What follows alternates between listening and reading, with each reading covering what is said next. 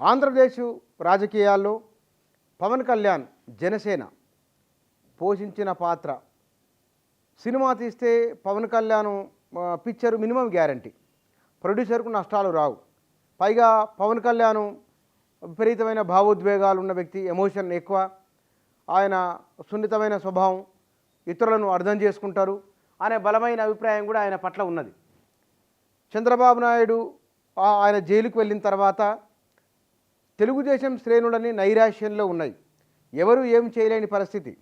వారి కుటుంబ సభ్యులైనా సరే, తెలుగుదేశంలో సీనియర్ మోస్ట్ నాయకులైనా సరే, ఎవరు ముందుకొచ్చి చొరవ తీసుకొని ఒక అడుగు వేయలేని ఒకానొక ఇబ్బందికరమైన ఎటు దిక్కుతోతని పరిస్థితులలో పవన్ కళ్యాణ్ తెరంగేట్రం చేయడం, నిజంగా సినిమాలో కనుక వచ్చినట్లుగానే, హీరో వచ్చినట్లుగానే తెలుగుదేశం లేదా చంద్రబాబు నాయుడిని ఆదుకునేందుకోసం వచ్చి ఆపన్నాస్తం అందించిన నాయకుడు పవన్ కళ్యాణ్. వారు ప్రశ్నిస్తానని వచ్చి నిజంగానే 10 ఏళ్ల పాటు ప్రశ్నిస్తూనే ఉన్నారు.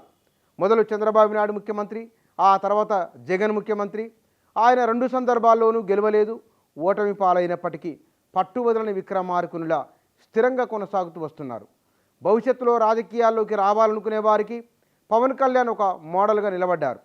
వారు అన్నారు, అతను ఉత్తరాంధ్రలో ఉన్న కిడ్నీ సమస్యలపైన, ఉత్తరాంధ్ర ప్రజల రైతులు కూలీల సమస్యలపైన తిరగడం, మాట్లాడడం, రాయలసీమలోనూ విస్తృతంగా అనంతపురం జిల్లాలో పర్యటించడం, కోస్తాంధ్ర మధ్యాంధ్ర జిల్లాల్లో కూడా, కోస్టల్ మధ్య జిల్లాలో కూడా ఆయన విస్తృతంగా పర్యటించడం, ఇవన్నీ కూడా సినిమా హీరో కాబట్టి సహజంగానే జనాలు వస్తారనుకున్నారు. సినిమా హీరోకున్న గ్లామర్ అని అందరూ భావించారు, భ్రమకు లోనయ్యారు.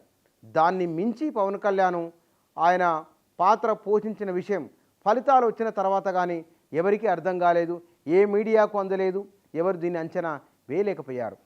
పవన్ కళ్యాణ్ చంద్రబాబు నాయుడుకు బాసటగా నిలబడి ఆ బాలకృష్ణన, పవన్ కళ్యాణ్, లోకేష్ను ఇద్దరిని చెరువు పక్కన ఉంచుకొని ఆయన మీడియాతో మాట్లాడడం, పవన్ కళ్యాణ్ చంద్రబాబు నాయుడు జైలుకు వెళ్ళిన సందర్భంలో పవన్ కళ్యాణ్ రాజకీయ సమీకరణల గురించి మాట్లాడడం, రాబోయే ఎన్నికల్లో ఏ పాత్ర పోషించబోతున్నాము, రాబోయే ఎన్నికల్లో ఎట్లా ఉండాలి, ఆంధ్రప్రదేశ్లో జరుగుతున్న పరిణామాలకు ఒక నరేషన్ బిల్డప్ చేయగలిగింది పవన్ కళ్యాణ్.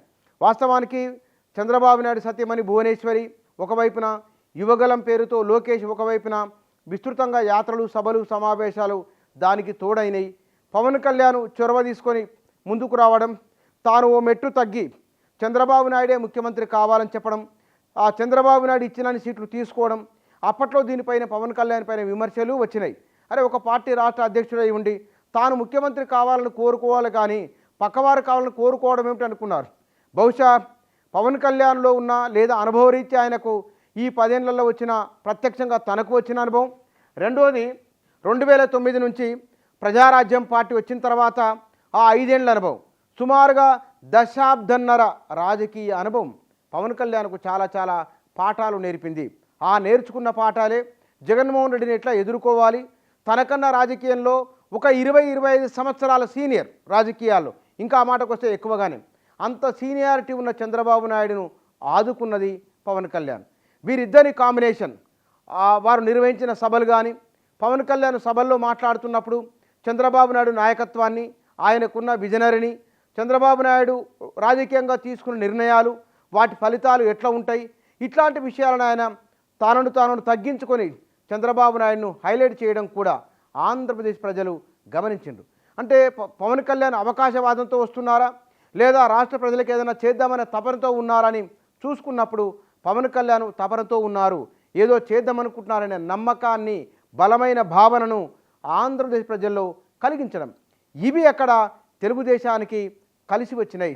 పైగా 3 రాజధానులు మార్చడం ఒకటి, 2 పార్టీలో ఉన్న 80 స్థానాలు అంటున్నారు.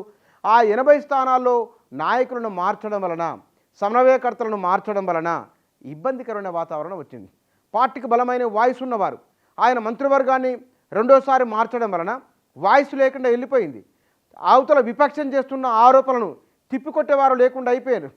జగన్ బలహీనత తనకు తాను చేసుకున్న వాటి కారణంగా అయితే ఇక్కడ పవన్ కళ్యాణ్ తను విస్తృతంగా పర్యటించడం, బస్సు యాత్ర, వారాయి వాహనం వేసుకొని తిరగడం, నిరంతరం మీడియాలో ఉండే విధంగా, నిరంతరం కూటమి పైన తమ మిత్రపక్షం పైన చర్చ జరిగే విధంగా పవన్ కళ్యాణ్ చూసుకోగలిగిండు. కాబట్టి గత అనుభవాల రీత్యా పవన్ కళ్యాణ్ జాగ్రత్తగా అడుగులు వేసుకుంటూ వెళ్ళి కూటమి అధికారంలోకి రావడం కారణమైంది. ఆయన ఎన్ని స్థానాల్లో పోటీ చేసిండో అన్ని స్థానాలు గెలవడం ఒక అరుదైన రికార్డు.